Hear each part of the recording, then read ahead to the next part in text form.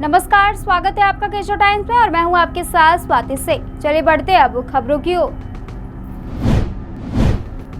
भारतीय सेनाओं का कौशल देखकर पाकिस्तान ही नहीं विश्व के तमाम शहर भी हैरान हैं। अभी तक इजराइल जैसे देशों को लोगों ने अपने विरोधियों को सबक सिखाते हुए देखा और सुना था, लेकिन अब उसी के साथ ही भारत का नाम भी जुड़ गया है।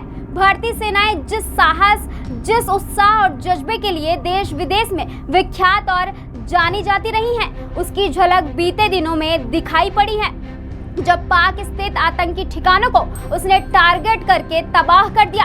आतंकवाद पर इस कड़े प्रहार ने विश्व को भी संदेश दे दिया है कि यह मोदी का भारत है, जो देश की अस्मिता पर प्रहार करने वालों को घर में घुसकर मारता है।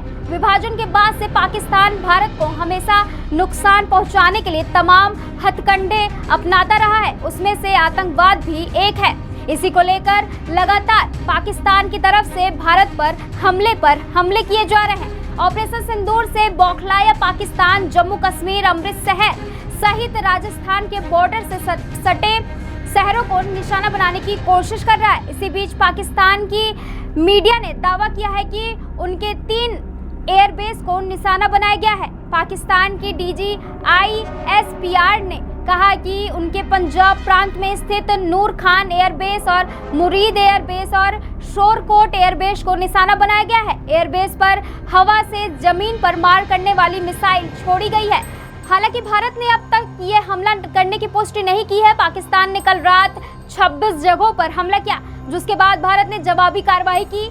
LOC पर कई जगहों पर रुक कर गोलीबारी हो रही है। उत्तर में बारामुल्ला से लेकर दक्षिण में भुज तक अंतर्राष्ट्रीय सीमा और पाकिस्तान के साथ नियंत्रण रेखा पर 26 स्थानों पर ड्रोन देखे गए।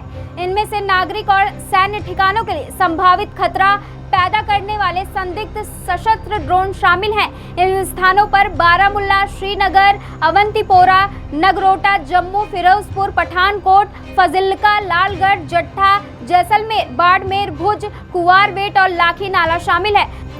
दुर्भाग्य से एक सशस्त्र ड्रोन ने फिरोजपुर में एक नागरिक क्षेत्र को निशाना बनाया, जिसके परिणाम स्वरूप एक स्थानीय परिवार के सदस्य गंभीर रूप से घायल हो गए। घायलों को चिकित्सा सहायता प्रदान की गई और सुरक्षा बलों द्वारा क्षेत्र की सफाई की गई। आज की खबरों में बस इतना ही। ऐसी तमाम खबरों को जानने के लिए जुड़े रहिए केशव टाइम्स के साथ।